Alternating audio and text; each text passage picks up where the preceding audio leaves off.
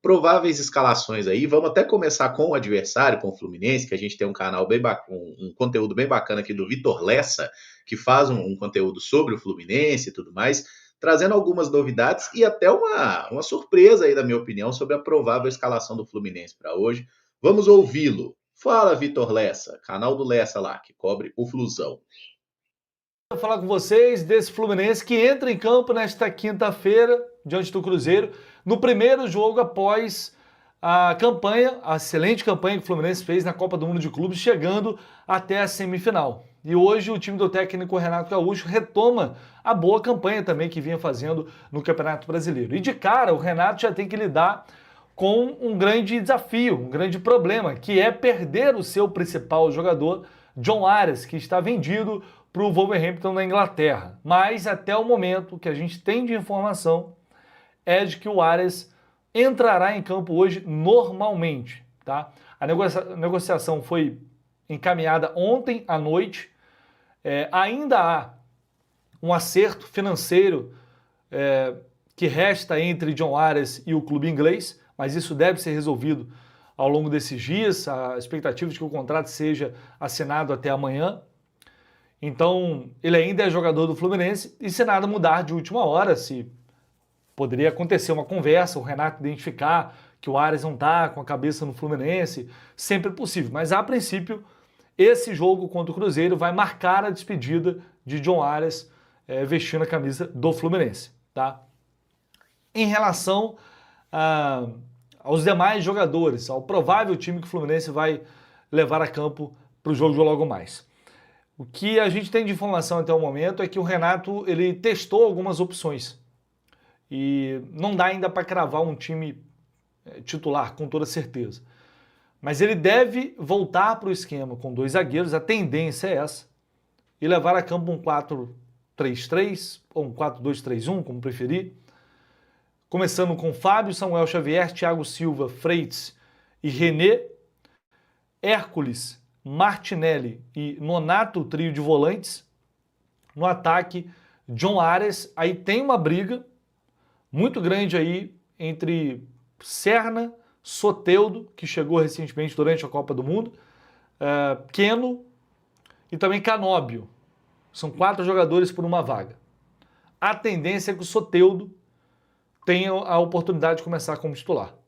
E aí o Germancano seria o atacante. Lembrando que o John Kennedy acertou seu retorno ao Fluminense, estava emprestado para o Pachuca do México, um jogador muito querido pela torcida, mas que fez o gol histórico do título da Libertadores, mas que fora de campo geralmente tem problemas. Ele está voltando, mas deve ficar à disposição somente para o Fla-Flu do final de semana. Não vai ser relacionado hoje. Melhor. No mais, é o time principal que o Fluminense tem à disposição. Qual outra mudança poderia acontecer? É o Renato utilizar o esquema com 3 zagueiros que deu certo também na Copa do Mundo. E aí sairia esse atacante da esquerda, que pode ser o Soteldo, os 4 que eu citei, e entraria o Ignácio, zagueiro. Tá? Seria essa opção. No meio até tem uma dúvida aí, Bernal ou Nonato, ou Bernal no lugar do Hércules. Bernal também é uma possibilidade, mas que não alteraria muito a forma do time jogar nesse caso. Paulo Henrique Ganso deve, a princípio, ele deve ficar fora do jogo, tá? Sentiu um problema muscular, não deve ser opção para o jogo de logo mais. Tinha uma dúvida, ele tinha até a possibilidade de começar como titular, mas não deve ser opção diante disso. Tá? O clube deve confirmar essa informação ao longo das próximas horas. Então é isso, galera. Eu vou ficando por aqui. Estou sempre à disposição, sempre às ordens para ajudar com informações do Fluminense. Um abraço, tamo junto. Valeu demais aí ao Lessa, Vitor Lessa. Quem quiser acompanhar mais... Grande Lessa. Canal do Lessa, sigam por lá. E aí, meu povo, esse Fluminense aí, também imagino que pela lógica deve desfazer os 3 zagueiros, porque o Mundial foram 3 zagueiros e 3 volantes, né? Só John Arias e Germancano na frente para enfrentar o Cruzeiro em casa. Eu acho que, inclusive, no Campeonato Brasileiro, o Fluminense sempre jogou com linha de 4. Então, assim, acho que a tendência realmente é essa volta aí fica a dúvida, Freitas ou Ignácio, mas ele disse aí que o mais provável, o Freitas. E essa questão do Soteldo, para mim, é uma surpresa, né? Ele que ainda não foi titular pelo Fluminense, seria uma surpresa na escalação. E essa trinca de meio campo aí, o que a gente tem que se preocupar, o que a gente tem que ter cuidado especial com o Flu? Eu acho que o Hércules é um jogador que desperta muito cuidado. No Fluminense ele tem desenvolvido uma característica que em outro momento ele não apresentou no Fortaleza, né, que é a capacidade de pisar na área para finalizar, né? Alguns gols que ele fez ali no Mundial foi assim, né, aparecendo dentro da área. Tem até aquele lance contra o Chelsea que o Cucurella acaba salvando a bola em cima da linha, que é o Cano fazendo o passe para o Hércules atacando a área. Então é um jogador para se ficar ali próximo. Mas acho que essa questão aí do Fluminense voltar para a linha de 4 defensores pode ser positiva para o Cruzeiro, né? Acho que o Cruzeiro pode aproveitar muito bem isso, aproveitar algumas dificuldades do Fluminense. O Ignacio fez uma Copa do Mundo de Clubes muito boa. E aí eu acho que assim, tem também, é claro, o Germancano é um cara que vai sempre despertar essa atenção, é um goleador, independente da fase, você tem que estar sempre atento com ele. E acho que o fato do Soteldo, se ele for titular, pode ser um ponto do Cruzeiro explorar, porque não é um jogador que se dedica tanto nos momentos sem a bola, para poder ajudar numa recomposição defensiva. Acho que nesse ponto o Cruzeiro poderia explorar. É claro que tem a questão de ser um atleta ali do 1 contra 1, do drible, que tenta sempre uma jogada mais incisiva, mas defensivamente é um atleta que pode prejudicar o Fluminense em algum momento e o Cruzeiro pode explorar. Mas é um Fluminense que vem ali com o que tem de melhor para encarar o Cruzeiro, e aí tá preparado 100%, porque é aquilo que a gente falou no começo, né, Amanda? Vai ser um jogo difícil, independente, com 3 zagueiros, com 2 zagueiros. O Cruzeiro vai ter que estar concentrado nesse jogo 100%, assim como esteve nos outros ali mais importantes, né? Contra Flamengo, contra Palmeiras. É importante falarmos que a equipe com o Soteldo do Fluminense também, ela é uma equipe que deve apostar muito nessa profundidade, né? Porque o Soteldo é esse jogador, né, de corredor, de buscar o drible, de usar a velocidade também, embora esteja ainda se readaptando fisicamente falando, né? Agora, o meio de campo do Fluminense, o Hércules está vivendo talvez o melhor momento dentro do próprio clube, né? Então, acho que a juventude que ele tem, a visão que ele tem para o jogo, acho que ficou muito claro para a gente no Mundial, porque não foi à toa que a equipe do Fluminense foi a equipe brasileira que mais longe chegou. É claro que eles estão motivados, é claro que eles têm o torcedor também a seu favor, mas são embates muito legais da gente estar falando, né? Se de um lado tem um meio de campo vivendo o melhor momento, do outro o Cruzeiro também tem o Matheus Pereira com essa criatividade, com um jogador que busca estar próximo também numa faixa que é muito importante do campo, dando assistência, finalizando, fazendo gols.